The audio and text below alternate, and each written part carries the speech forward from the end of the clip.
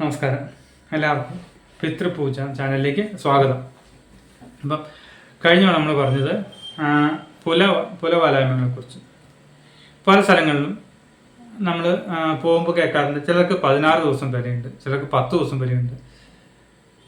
ചില ശാന്തിക്കാർ 12-13 വന്ന് അമ്പലം തുറക്കാറുണ്ട്.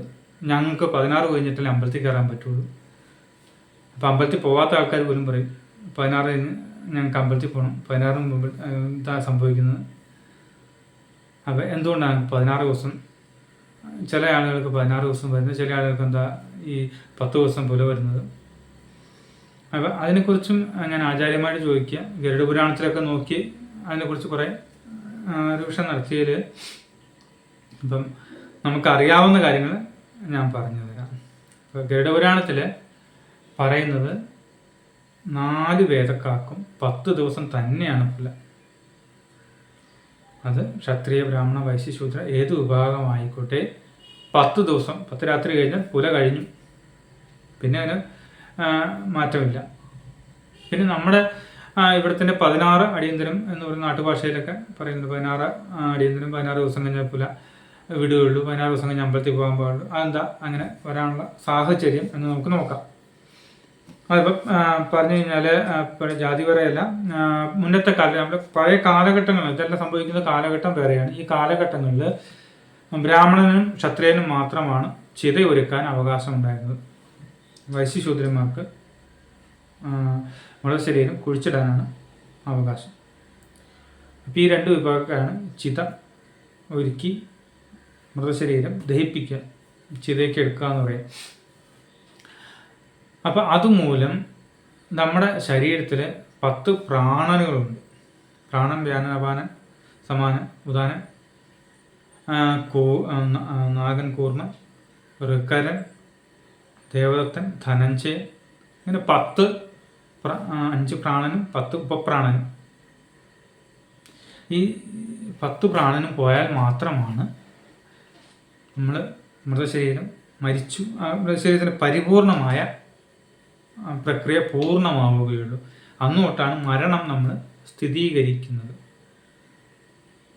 അപ്പോൾ നിങ്ങൾക്ക് ചിലർക്ക് അറിയാൻ പറ്റും, ഈ ഒരു ആളുടെ മരിച്ചു കഴിഞ്ഞാലും രക്തം അറിയാം 2.5 മണിക്കൂർ ഇത് ബ്ലഡ് അപ്പോഴും ഉണ്ടാവും. ഈ ഫോറൻസിക് ഒക്കെ കണ്ടുപിടിക്കുന്നത് ഇത്ര സമയത്തിനുള്ളിൽ ആയാണ് മരണം സംഭവിച്ചതെന്ന് കണ്ടുപിടിക്കുന്നത് ഇത് വെച്ചാണ്. ടൈം കൊണ്ട് മരിച്ച് ഇത്ര സമയം കഴിഞ്ഞിട്ടാണ് ബ്ലഡ് കോട്ടിംഗ് ആവുക. അതുപോലെ ഓരോ പ്രാണനും നശിക്കാൻ ഓരോ സമയമുണ്ട്. ഈ സമയങ്ങൾ കഴിഞ്ഞ ശേഷം മാത്രമാണ് പ്രാണൻ ഈ ചിതയിൽ എടുത്ത് വെച്ചതിന് ശേഷം, ചിത കത്തി അമർന്ന് കഴിഞ്ഞതിന് ശേഷമാണ് പ്രാണൻ പരിപൂർണമായിട്ടും മുക്തിയാവുകയുള്ളൂ. അതുകൊണ്ട് 10 ദിവസത്തേക്കാണ് നമുക്ക് ബ്രാഹ്മണ ക്ഷത്രിയരെല്ലാം 10 ദിവസത്തേക്ക് പുല പറയുന്നത്. ഇപ്പോൾ കുഴിച്ചിടുമ്പോൾ എന്താണ് സംഭവിക്കുക എന്ന് വെച്ചാൽ, ധനഞ്ജയൻ എന്നൊരു പ്രാണൻ നമുക്കുണ്ട്. അപ്പോൾ വേണമെങ്കിൽ ഓരോ പ്രാണൻ്റെയും കർമ്മങ്ങൾ നമുക്ക് പറഞ്ഞു പോകാം. അപ്പോൾ നമുക്ക് കുറച്ചും കൂടെ കാര്യങ്ങൾ വ്യക്തമായിട്ട് മനസ്സിലാവും. പ്രാണൻ എന്ന് വെച്ച് കഴിഞ്ഞാൽ ഉള്ളിലേക്ക് എടുക്കുന്ന വായു പ്രാണൻ. അത് ചിലർ പുറത്തേക്കെന്ന് പറയാം, ചിലർ ഉള്ളിലേക്കെന്ന് പറയാം. ഉള്ളിലെടുക്കുന്ന പ്രാണനായിട്ട് നമുക്ക് കൂട്ടാം. ഹൃദയത്തിൽ സ്ഥിതി ചെയ്യുന്ന പ്രാണൻ. അപാനൻ എന്ന് വെച്ച് കഴിഞ്ഞാൽ പുറത്തേക്ക് പോകുന്ന ശ്വാസമാണ് അപാനൻ. അപാനനാണ് ഈ ശരീരത്തിലെ ഈ പറഞ്ഞ മലദ്വാരം അതുപോലുള്ള പ്രസവ സമയത്തൊക്കെ ഈ അപാനനാണ് അതിനെ സഹായിക്കുന്നത്. ഈ കീഴിലുള്ള വായു, പുറത്തേക്കുള്ള വായു, അതിൻ്റെ ഫങ്ഷൻ അതാണ്, പുറത്തേക്ക് പോവുക. വ്യാനൻ, വ്യാപിച്ച് കിടക്കുന്ന വായുവിനാണ് വ്യാനൻ എന്ന് പറയുക. ഈ വ്യാനനാണ് നമുക്ക് ഈ തണുപ്പ് കാണുന്നതും ചൂട് തൊട്ട് നോക്കിയാൽ ചൂട് അറിയുന്നതും, ഈ പറഞ്ഞ പോലെ സ്പർശങ്ങൾ അറിയുന്നത്, വിയർക്കുക മീൻസ് നമ്മുടെ രോമാഞ്ചം, അങ്ങനെയുള്ള ഐറ്റംസൊക്കെ വിയർപ്പ്, രോമാഞ്ചമൊക്കെ പറയുന്നത് ഈ വ്യാനൻ്റെ വായുവിലൂടെയാണ്. സമാനം എന്ന് വെച്ച് കഴിഞ്ഞാൽ സമമായി നിലനിർത്തുന്നത് എന്ന് പറയും. അതായത് ഇപ്പം തണുപ്പുള്ള പ്രദേശത്ത് നിന്ന് ശരീരത്തിൽ ചൂട് തരുന്നു, ചൂടുള്ള പ്രദേശത്ത് നിന്ന് തണുപ്പ് തരുന്നത്, അങ്ങനെയുള്ള സമമായിട്ട് നിലനിർത്തുന്നതാണ് സമാനൻ. പിന്നെ ഉദാനൻ. ഉദാനൻ്റെ കർമ്മം എന്ന് പറഞ്ഞാൽ ഈ ദഹനം അതുപോലുള്ള കാര്യങ്ങളെയാണ് ഉദാനം സഹായിക്കുക. ദഹനം എന്ന് പറഞ്ഞാൽ ഇപ്പം ജഠരാഗ്നിയായിട്ട് ബന്ധപ്പെട്ട കേസുകളാണ് ഉദാനൻ്റെ മെയിനായിട്ടുള്ള കർമ്മമേഖല. ഉദാനം നാഭിയിലാണ് സ്ഥിതി ചെയ്യുന്നത്. നാഗൻ എന്ന് പറഞ്ഞാൽ കണ്ണിലാണ്, നേത്രത്തിലാണ് സ്ഥിതി ചെയ്യുന്നതെന്ന് പറയാറുണ്ട്. നേത്രങ്ങളിലുള്ള വായുവാണ് നാഗൻ. കൂർമൻ എന്ന് വെച്ച് കഴിഞ്ഞാൽ ഇരട്ടകളുടെ 2 വിഭാഗങ്ങളുള്ള മൂക്ക്, ചെവി, ഈ ശ്വാസോച്ഛ്വാസം, ഹൃദയസ്പന്ദനങ്ങൾ, അതുപോലെ കിഡ്നിയുടെ പ്രവർത്തനം, ഈ ദ്വയങ്ങളുടെ എല്ലാം അധിപനായിട്ടാണ് കൂർമനെ കാണുന്നത്. നമ്മൾ പറഞ്ഞു കേട്ടിട്ടുണ്ടാവും കൂർമ്മ ബുദ്ധി എന്ന് വെച്ചാൽ എന്താ, കണ്ണിങ് ആണ്. ഓരോന്നിൻ്റെ സമയം കൃത്യമായിട്ട് മുന്നോട്ട് കൊണ്ടുപോകുന്നത് ഈ കൂർമ്മനാണ്. കൂർമ്മനെ കൊണ്ടാണ് ഓരോ കാര്യങ്ങളും മുന്നോട്ട് പോവുക. അടുത്തത് ഘൃകരൻ. ഘൃകരൻ്റെ സമയം മനസ്സിലാണെന്ന് പറയാം. അതായത് ഈ എക്കെട്ടും വരിക, ഞൊട്ടയിടുക, കോട്ടുവായിടുക, ഇതെല്ലാം ഘൃകരൻ്റെ വായുവിനുണ്ടാകുന്ന സംഭവമാണ്. പിന്നീട് ദേവദത്തിന് അകത്തെ ഇൻറ്റേർണൽ ബോഡീസിൻ്റെ എല്ലാം നിയന്ത്രണം ദേവദത്തൻ്റെതാണ്. ഇതും ഒരു വായുവാണ്. ദേവദത്തനാണ് ഇതെല്ലാം നിയന്ത്രിക്കുന്നത്. ഇപ്പം നമ്മുടെ ശരീരത്തെ 10 ഉപയോഗിച്ച് ഓരോ പ്രാണനും ഓരോ കർമ്മങ്ങളും കൂടെ ഏൽപ്പിച്ചിട്ടുണ്ട്. അതിൽ ധനഞ്ജയൻ എന്ന അവസാനത്തെ വായുവിനെ ഏൽപ്പിച്ച ധർമ്മം എന്ന് പറയുന്നത് ശരീരത്തെ ജീർണിപ്പിക്കുക എന്നുള്ളതാണ്.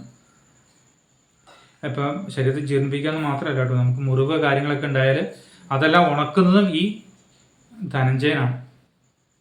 അപ്പം ഈ ധനഞ്ജയനും കൂടി പുറത്തേക്ക് പോയാലാണ് ഒരാളുടെ മരണം പൂർത്തിയാവുകയുള്ളൂ. ദഹനം നടന്നു കഴിഞ്ഞാൽ ഉടനെ തന്നെ ഈ ധനഞ്ജയൻ പുറത്തേക്ക് പോകും. പക്ഷേ നമ്മൾ ശരീരം കുഴിച്ചിടുമ്പോൾ അറിയാലോ, ശരീരം ജീർണിപ്പിക്കുന്ന വായുവാണ് ധനഞ്ജയൻ. ശരീരം കുഴിച്ചിടുമ്പോൾ ഈ ശരീരം ജീർണിക്കാൻ 6 ദിവസത്തോളം സമയമെടുക്കും. അത് കഴിഞ്ഞുള്ള 10 ദിവസം, അതാണ് 16 എന്ന് പറയുന്നത്. എപ്പോഴും 10 ദിവസമാണ് പോലെയുള്ളത്. ഇത് ശരീരം ജീർണിക്കാൻ എടുക്കുന്ന 6 ദിവസം, പിന്നീട് 10 ദിവസം ചേർത്താണ് 16 എന്ന് പറയുന്നത്.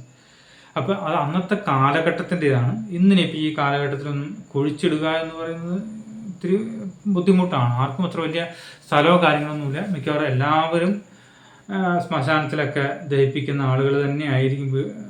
തൊട്ടടുത്ത് ശ്മശാനത്തിലേക്ക് പോവുകയാണ് ഏറ്റവും എളുപ്പം. വീട്ടിലെടുത്ത് കുഴിയെടുത്ത് കുഴിച്ചിടാനൊന്നും സമയം കിട്ടുകയില്ല, അത് മെനക്കേടുമാണ്. അപ്പോൾ ഇന്നത്തെ കാലഘട്ടത്തിൽ അതിന് സമയമുണ്ടെങ്കിൽ 3 സെൻറ്റ് സ്ഥലത്തിനൊന്നും നടക്കില്ല. അപ്പോൾ എല്ലാവരും ദഹിപ്പിക്കുക തന്നെ ഉണ്ടാവും. എല്ലാം ദഹിപ്പിക്കുന്ന എല്ലാ ചടങ്ങുകൾക്കും 10 ദിവസം തന്നെയാണ് പുല വരുന്നത്. അപ്പോൾ ഇതാണ് പുലയെക്കുറിച്ച്, പുലവാലായ്മയെക്കുറിച്ച് പൊതുവെ തെറ്റിദ്ധാരണാജനകമായിട്ടാണ് പലരും മനസ്സിലാക്കി വെച്ചിരിക്കുന്നത്. ചില ജാതിക്കാർക്ക് മാത്രം ഉള്ള കർമ്മമാണ്. അല്ല, അത് എല്ലാവർക്കും ഇങ്ങനെ ഒരു പോഷം വരുന്നത് കൊണ്ടാണ് അങ്ങനെ സംഭവിക്കുന്നത്. അല്ലെങ്കിൽ എല്ലാവർക്കും 10 ദിവസം തന്നെയാണ് ഗരുഡപുരാണത്തിലും എല്ലായിടത്തും പറയുന്നുണ്ട്. 10 ദിവസം തന്നെയാണ് പുല. ഇത് ശരീരം ജീർണിക്കാൻ എടുക്കുന്ന സമയം കൂടി കഴിഞ്ഞ് ഈ കോശങ്ങളിലുള്ള ധനഞ്ജയനും കൂടി വിട്ടു പോയതിന് ശേഷം കോശങ്ങളെല്ലാം ജീർണിപ്പിക്കണം. ഇപ്പോൾ കോശങ്ങൾ നമുക്കറിയാം, ഇപ്പം 7ാം ക്ലാസ്സിലുള്ള കോശങ്ങളെല്ലാം നമുക്ക് 14 ദിവസം, ഓരോ 7 വർഷം കൂടുമ്പോഴും കോശം മരിച്ച് പുതിയ കോശങ്ങളെ സൃഷ്ടിക്കുന്ന ജോലി ധനഞ്ജയൻ്റെയാണ്. അപ്പം ഇത് ജീർണിപ്പിച്ച് എടുക്കുന്ന ദിവസത്തെയാണ്, ആ ഡിഫറൻസാണ് ശരിക്കും 16 അടിയന്തരത്തിൻ്റെ മൂല കാരണമായിട്ട് ഗരുഡപുരാണത്തിലും എൻ്റെ ആചാര്യന്മാരിലൂടെയും ഞാൻ അറിഞ്ഞ കാര്യങ്ങൾ. ഇതിലെന്തെങ്കിലും തെറ്റുണ്ടെങ്കിൽ ആചാര്യന്മാർ ക്ഷമിക്കുക. അപ്പം അതിനെക്കുറിച്ച് ശാസ്ത്രീയമായി ഇതിനറിയാമെങ്കിൽ തീർച്ചയായും അറിയിക്കണം. ഇതാണ് ഞാൻ മനസ്സിലാക്കിയ കാര്യങ്ങൾ. അത് നിങ്ങളായിട്ട് ഷെയർ ചെയ്യുന്നത്. അപ്പോൾ എന്തെങ്കിലും അഭിപ്രായങ്ങളോ ചോദ്യങ്ങളോ എല്ലാം ഉണ്ടെങ്കിൽ തീർച്ചയായും നിങ്ങൾക്ക് നമ്പറിൽ വിളിക്കാം. നമ്പർ ഇവിടെ കൊടുത്തിട്ടുണ്ട്. ഇതുമായിട്ട് ബന്ധപ്പെട്ട് സവണ്ടീകരണം, വാർഷിക ശാബ്ദിക ശ്രാദ്ധം, ഇതിനുശേഷം എല്ലാം ശ്രാദ്ധം എന്നാണ് പറയുക. സവണ്ടീകരണത്തിന് ശേഷം എല്ലാം ശ്രാദ്ധമാണ്, പിന്നെ പിണ്ടമില്ല, ശ്രാദ്ധമാണ് പിന്നെ പറയുക. വർഷാബ്ദിക ശ്രാദ്ധം, പ്രത്യാബ്ദിക ശ്രാദ്ധം, ശ്രാദ്ധമാണ് പിന്നെ എല്ലാത്തിനും വരിക. കാരണം അത് പിതൃവായി മാറിക്കഴിഞ്ഞു. പിന്നീട് ശ്രാദ്ധങ്ങളിലേക്കാണ് പോകുന്നത്. എല്ലാ വർഷവും ശ്രാദ്ധം മൂട്ടുക എന്നാണ് പറയുക. ചാത്തം മൂട്ടുക എന്ന് നാട്ടുഭാഷയിൽ പറയും, ശ്രാദ്ധം മൂട്ടുക എന്നാണ് പറയാറ്. അപ്പോൾ അതിനെക്കുറിച്ച് സംശയങ്ങളുണ്ടെങ്കിൽ ഫോൺ നമ്പർ ഉണ്ട്, വിളിച്ച് ചോദിക്കാം. മറ്റ് ഇതിലെ കർമ്മങ്ങളെ കുറിച്ച് അധികം ഞാൻ പറഞ്ഞിട്ടില്ല. മന്ത്രങ്ങളോ കാര്യങ്ങളോ ഒന്നും അല്ല ഞാനിപ്പോൾ പറയുന്നത്. കാരണം അത് പല സ്ഥലങ്ങൾക്ക് അനുസരിച്ച് വ്യത്യാസം ചിലപ്പോൾ വന്നേക്കാം, ചിലപ്പോൾ ഏകീകരിച്ച സ്വഭാവത്തിലുള്ളതായിരിക്കാം. എന്നാലും നമ്മുടെ ലക്ഷ്യം ഇതും എന്താണെന്ന് മനസ്സിലാക്കുക എന്നുള്ളത് മാത്രമാണ്. കർമ്മങ്ങൾ പല രീതിയിലായിരിക്കും, പല മന്ത്രങ്ങളും പല രീതിയിലും ചെയ്യുന്നവരുണ്ട്. ഇപ്പം നമ്മളിവിടെ തന്നെ ചില ആളുകൾ പറയുന്നത് പൂജ ചെയ്യേണ്ട കാര്യം സബലീകരണത്തിന് ഇല്ല, മഹാലക്ഷ്മി ഇല്ല, മഹാവിഷ്ണുവിന് വെക്കേണ്ട കാര്യമില്ല, ഗണപതിനെ വിളിക്കേണ്ട കാര്യമില്ല, വെറുതെ വന്ന് പൂജ ചെയ്തിട്ട് ചേർത്ത് വെച്ചിട്ട് പോയാൽ മതി എന്നൊക്കെ പറയുന്നവരുണ്ടാവാം.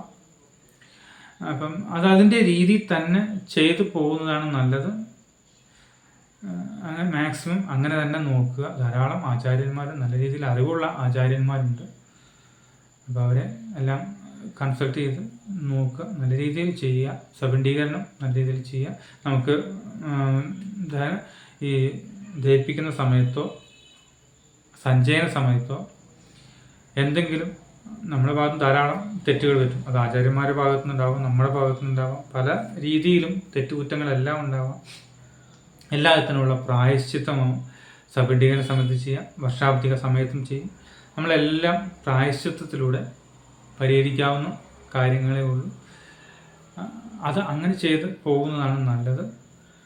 അപ്പം അതങ്ങനെ ചെയ്ത് പോയില്ല എങ്കിൽ എന്താണെന്ന് വെച്ചാൽ നമ്മുടെ മനസ്സിൽ ഇതുകൊണ്ട് ദോഷങ്ങളുണ്ടോ, വീട്ടിൽ എന്തെങ്കിലും സംഭവിക്കുമ്പോൾ ഇതും കൊണ്ടാണോ എന്നുള്ള പേടിയും ആകുലതയും പല വീട്ടുകാരും പറയുന്നുണ്ട്. ഇപ്പോൾ ഇന്ന് മരിച്ചുപോയ ആ ദിവസത്തിൻ്റെ പ്രശ്നമായിരിക്കും. അതിനുശേഷം പിന്നീട് സാമ്പത്തികം ഭയങ്കര ബുദ്ധിമുട്ടാണ്.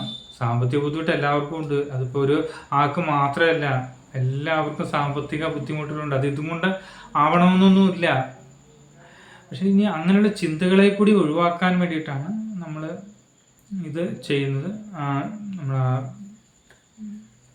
ഈ പറഞ്ഞ പോലെ എന്തെങ്കിലും പോരായ്മകളുണ്ടെങ്കിൽ, നമ്മുടെ തെറ്റുകുറ്റങ്ങളുണ്ടെങ്കിൽ അതിന് പ്രായശ്ചിത്തം ചെയ്തു പോയി കഴിഞ്ഞാൽ നമ്മുടെ മനസ്സിൽ നിന്ന് ആ ആകുലതകളും പോകും.